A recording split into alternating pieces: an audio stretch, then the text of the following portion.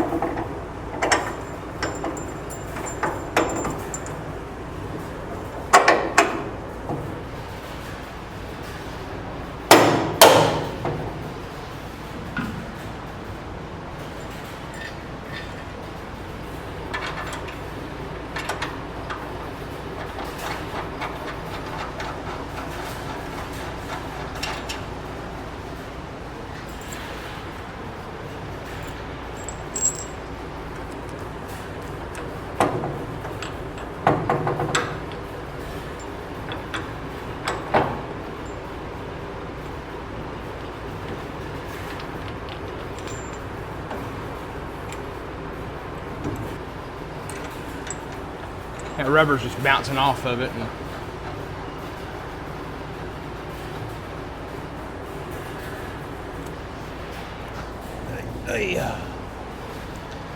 All right, so that's on. I got new hardware for my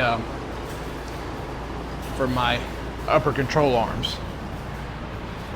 So I ended up grabbing. So I got to looking around at the engineering specs for those upper control arm bolts. They're right on par with grade 8 bolts. And to be honest, you're not putting a ton. I mean, there's force there, but it's gonna work. A grade 8 bolt will work just fine for what we're doing here. And I'm gonna go ahead and adjust out this upper control arm just so we know how it's gonna lay out. So let me get y'all down here my level. Zoom you out a little bit here. So I'm gonna go ahead and screw these all the way in. We did 16 out yesterday. Let's see what that looks like. So 1, 2, 3, 4, 5, 6, 7, 8, 9, 10, 11, 12, 13, 14, 15, 16. That's how far we were out yesterday when we were doing the other side. So, let's see here. 1, 2, 3, 4, 5.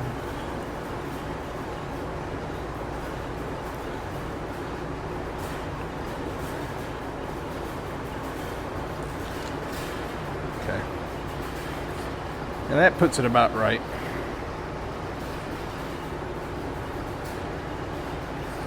And there again, that will probably change whenever we go to actually do the alignment to the front end.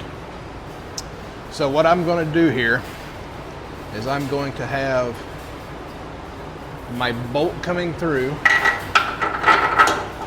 and you see right there, I've actually got full thread all the way, I've got shank all the way through, but just barely. But what I've got is I've got a lot of washers that I'm gonna put on it. So the first one will be a washer there, and then this will come through, and like I said, there's gaps here, so there will be a washer on this side, a washer on this side, then a washer on the other side of the housing, and then 2 nuts, and that should be good. We're going to test it and see how good it is. Put that up here, it slid good. This is nice and smooth hole right here. This side, it's kind of, there's a jagged edge right there, and it's sort of pushed inside a little bit, so.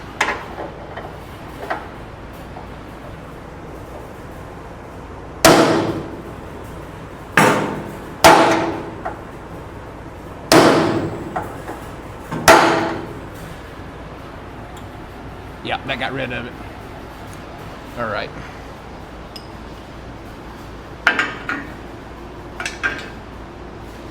So let's see what it'll do now. That bolt should still go through there without an issue. Yep.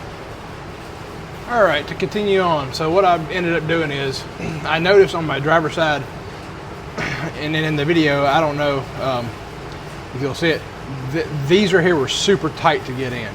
I literally had to force them in there. So what I ended up doing, I realized that this inner dimension between here and here was actually wider than the A-arm was to a certain point. Then it sort of caved back in.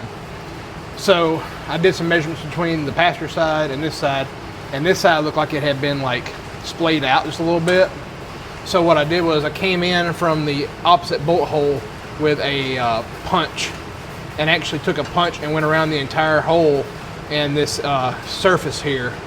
Same thing on this other side over here. I came in from this hole right here to this surface and took a punch and sort of went around it a few times, just a tap here like that, until it actually, you know, it's let me slow you all down.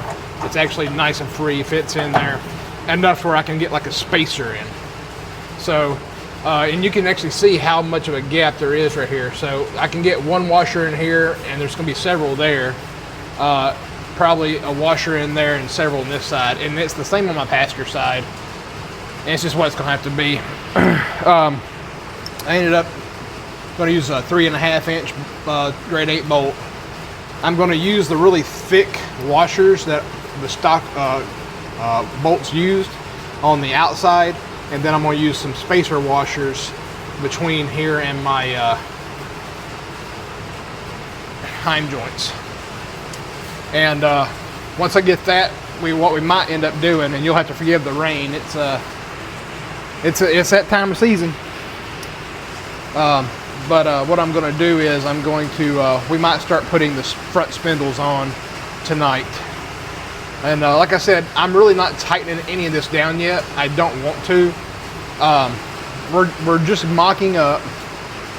As soon as I figure out over the next couple of days, as far as engine mounts and stuff, what I need, I'm going to give them a shout, get those engine mounts in. And while we're waiting on that, I'll go ahead and get the rear, the 4-link plates tacked in place. Maybe start getting the rear end sort of set in place a little bit. But then what we'll have to do is we'll have to lower the car down and get the motor rolled around here. I might start doing a little bit more disassembly on the motor to get the weight off of it, take the pistons out, everything like that, get all that ready. And we will get the motor in here, jack the car back up, and then get the transmission in so we can start getting all the angles correct and find out what I need to do with that trans tunnel. So we're going to go ahead and start getting these bolts in here. And you'll have to forgive me. I've got to walk around here and there.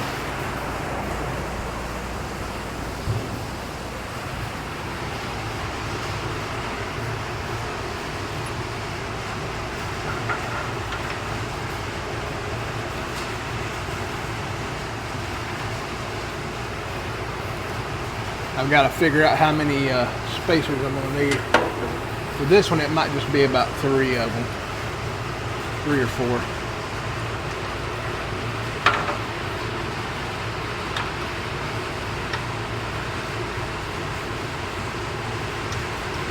Looks like I could probably fit a fourth in.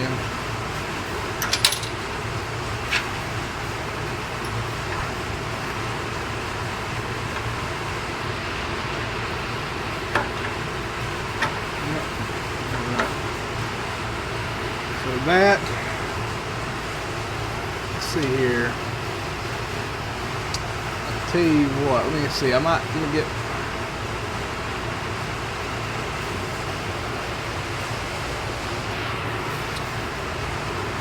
Let me take one of these out.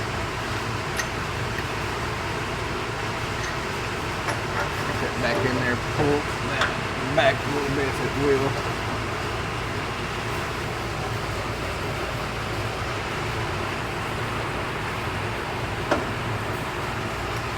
No, it's, let's see here. I wish this here would be this easy when I go to put the, after I get the engine in, you know. All right, so what we're gonna do, we're gonna straighten that hind joint out.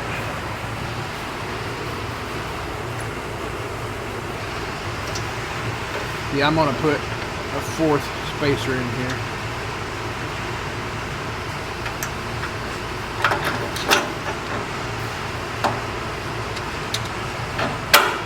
Right, then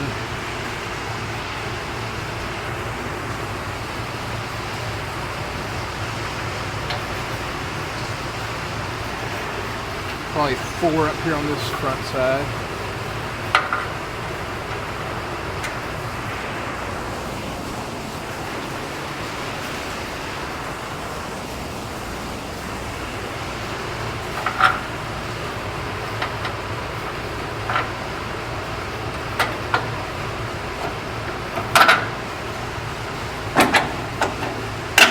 All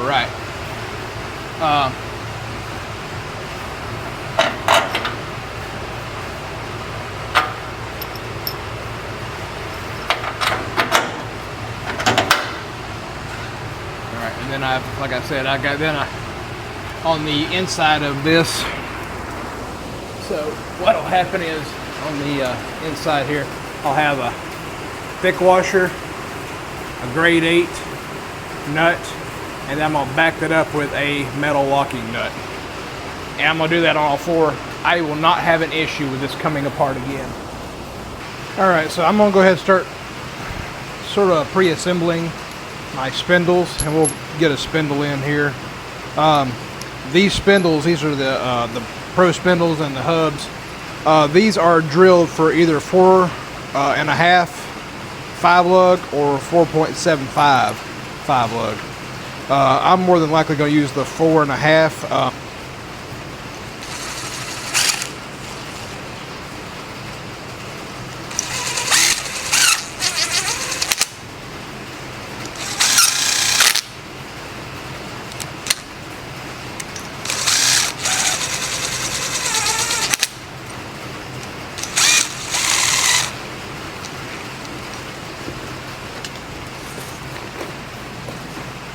So what we have is we have the large bearings, small bearings, inner and outers. You have the screws for the calipers, the nuts, and the rear seals. Well, I'm fixing to start packing these bearings. I'm using the Lucas Red and Tacky Grease. That's perfectly great, and Will Wood even mentions it. But I had a container of this that from when I was working on my old VW, but I'm just gonna get this done and we'll get the spindles on.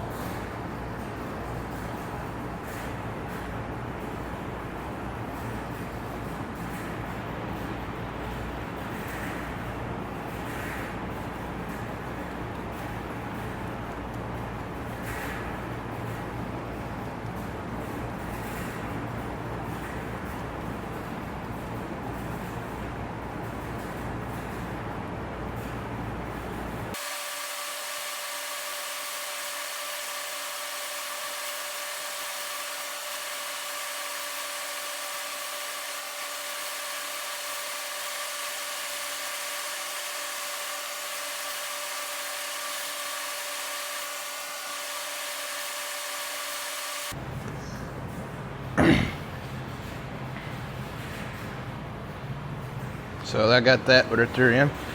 So what we're going to do is going to get these. Well, get that rear bearing on. Got the seal on. I'm going to go ahead and take this, the nut and cage, the washer, the rest of this for the other one.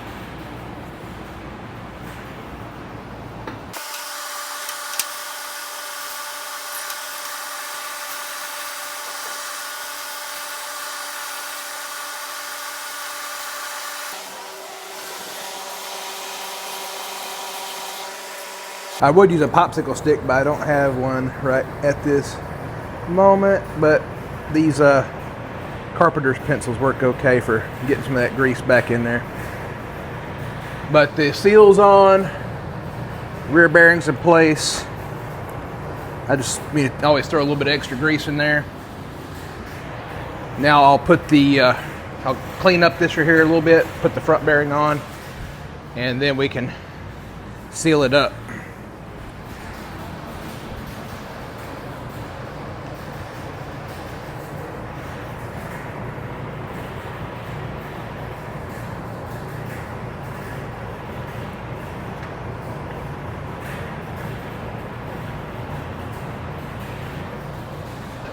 Well, I had gloves for putting on putting the grease in the bearings. I just didn't have any extras.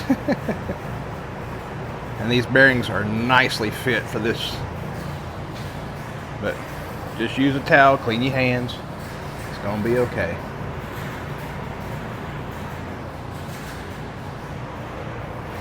Just don't get crazy with the grease.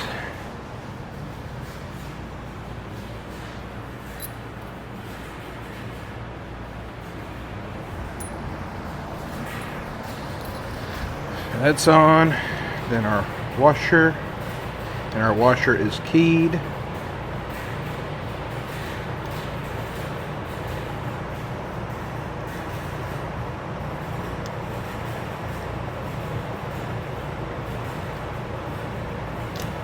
you go. Man, these Willwood parts are like really nicely fit. They're like you gotta be straight on with it, or it doesn't quite want to work.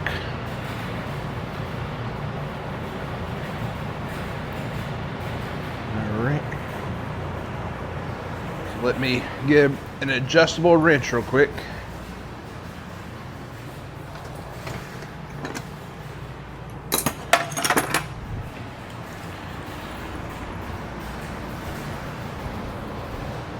Since these are new,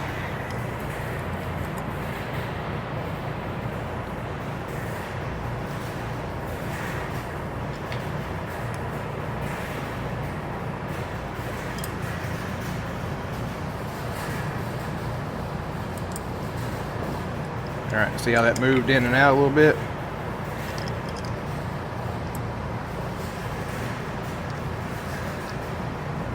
It's got a little bit of end play in it. And this is actually still kind of loose.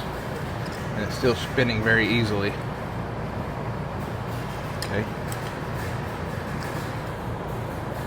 Alright, end play is pretty much gone now. Still spins nice and easy.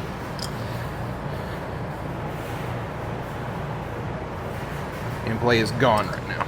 Okay. So that's where I'm going to leave it at for right now. I mean, this isn't final, of course, but...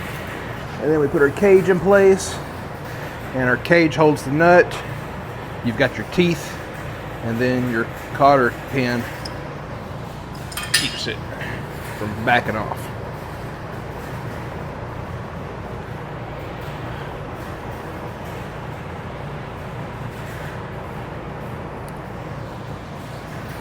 All right.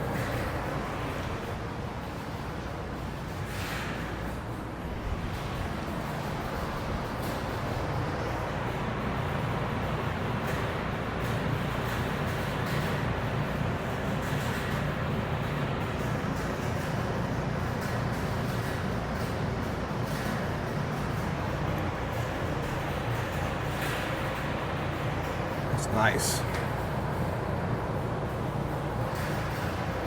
All right, so let's go do the other side now.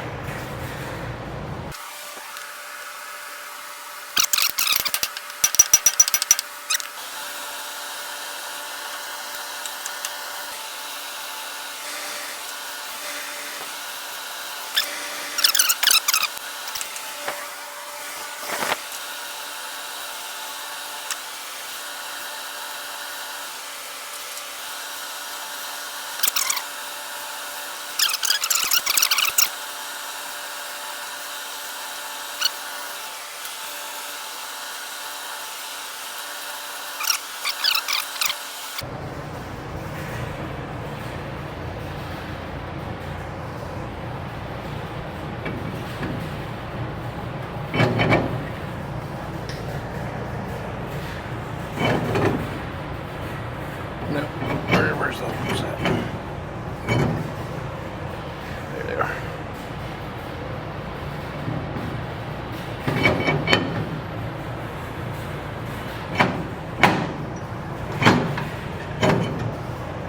Let's see here. That. It's like that.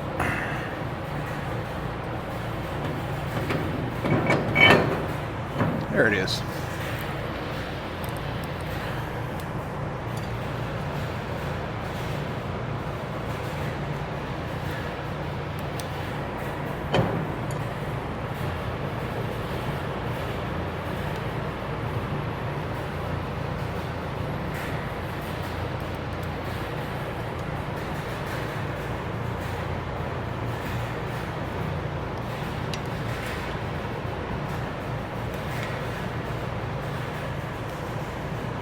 And these are here do not have to be tight, or you know, just hand tight's good. They don't have to be torqued.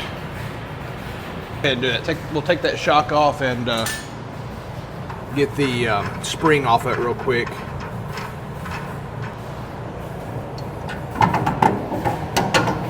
You pull that shocker out the bottom like that. And so here, let me zoom out a little bit. So what we'll do is we'll drop that lock ring all the way down, take our torque ring down, and these might not be the correct names. This is a ring that locks this ring in place. This ring is how you apply torque to the spring. That's how I'm naming them. Take our top plate off, take our spring off.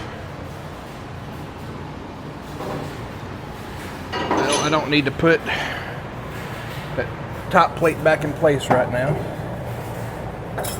And I can bring this right back up into here. That bolt in.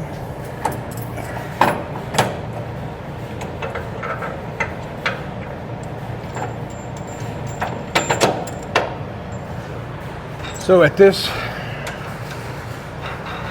setup now, we're at full droop. And I can push up, and that's full raise. At that full raise, let me get it where y'all can see.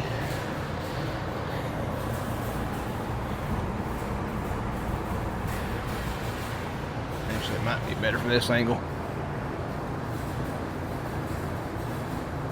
Yeah, at full raise. You can see the travel. And there it's adjusted. Now, like I said, these are your adjustments right here. Compression, which is the raise, rebound, which is the extension. So if I were to increase, let's increase compression one full turn, and let's see what it does. That should really put some pressure on it as I raise it. So, oh yeah. I'm having to push a heck of a lot harder to get it to go up. So let's back it back off to where it was at. And if I push up, yep, a lot easier. Now let's increase rebound one full revolution. See what happens. Same going up. It'll hold itself. A lot slower. You need pressure. A lot of pressure to pull it back down. But that's one full revolution. In one full revolution, you've got 6 clicks. So I'm back to where I was now. Compression, rebound. All right, so I'm gonna go ahead and start marking out for the rear forelink as far as what I need to grind down for welding. So it shows that we need to go straight along this is the old mount for the leaf spring for the rear. We're going to make a mark right along there. that's where the new mount has the mount. I went ahead and got those, grab the light, the mounts where the emergency brake used to be spot welded. Got those off. And so now that should fit over here.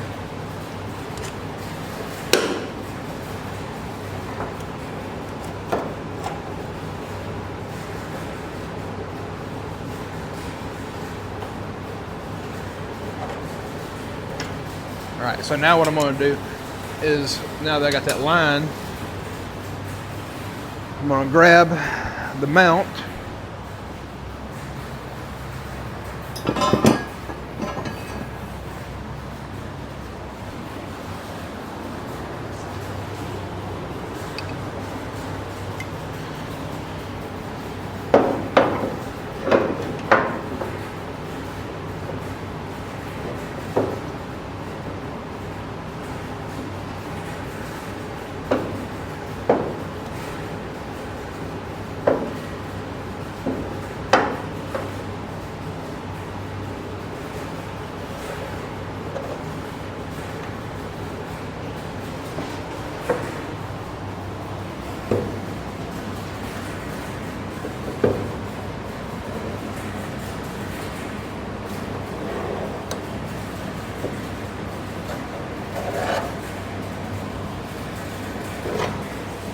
Alright, so that and that area right there, and I'll do the same thing on the passenger side, and we'll get it started tacked up.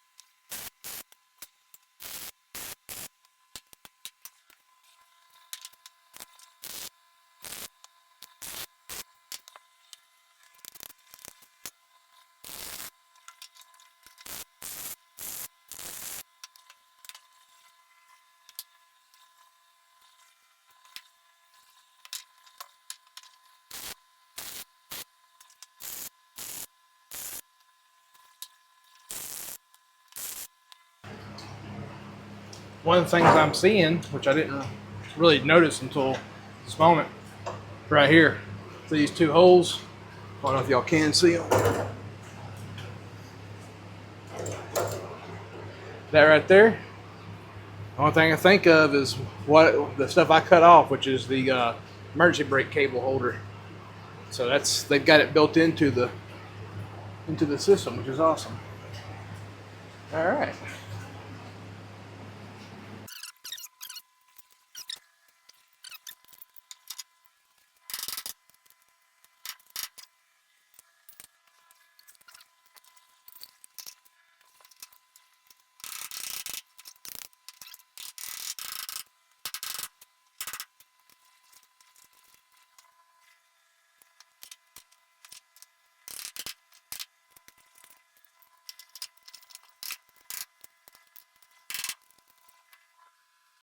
So I've got this rear suspension somewhat mocked up.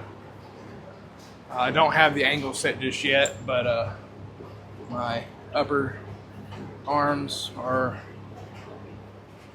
you know, they slide right into where they're supposed to slide into. Shocks are, like I said, all this stuff here is just, it's still all loose. I don't have anything set completely yet. I was just trying to get like that, and as you can see, the shocks sort of come down and angle forward. I've still got a 1/2 inch. I got to pull this bolt in. You know, I've still got to tighten that all the way down. I was just trying to get up here for the morning so I can take a look at it.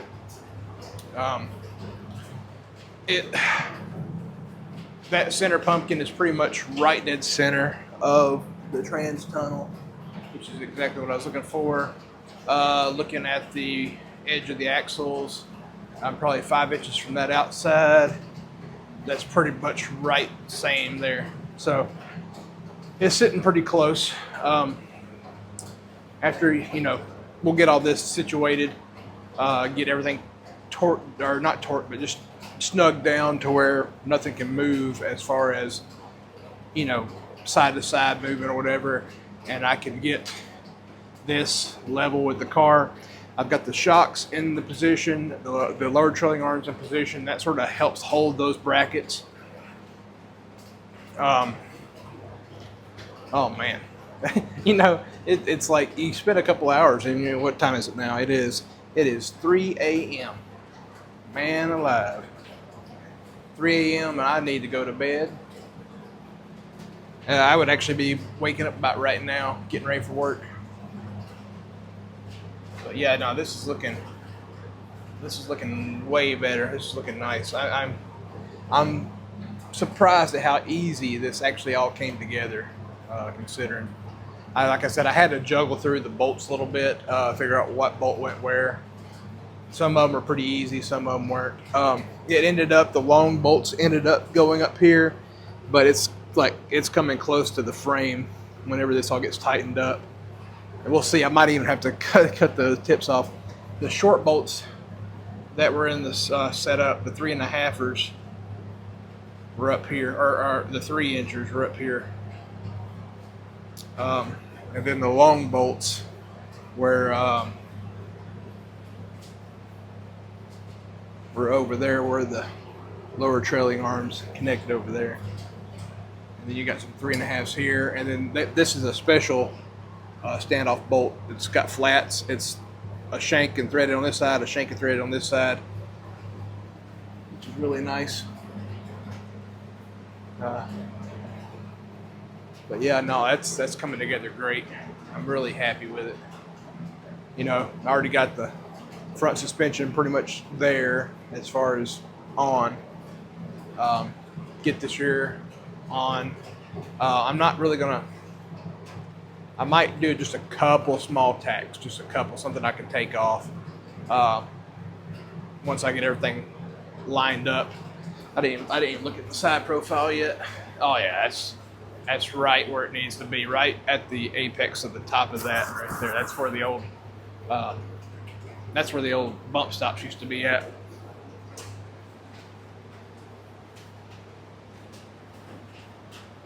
That looks really sharp. And I got to get the angle of my pumpkin right, which that's actually close to being right. I need to go get my level gauge and look at it. Level the car, level that with the car. But you can always adjust these and your uppers and your shocks to where you need them at. That's one nice thing about this setup. Not quite as easy as a leaf spring, because leaf spring is pretty simple. You bolt there, you bolt back here, you set this sort of in the center, get it lined up where you need it, and you tighten down and you're gold. This is just a little more fabrication, but in the end, you'll have a great driving car.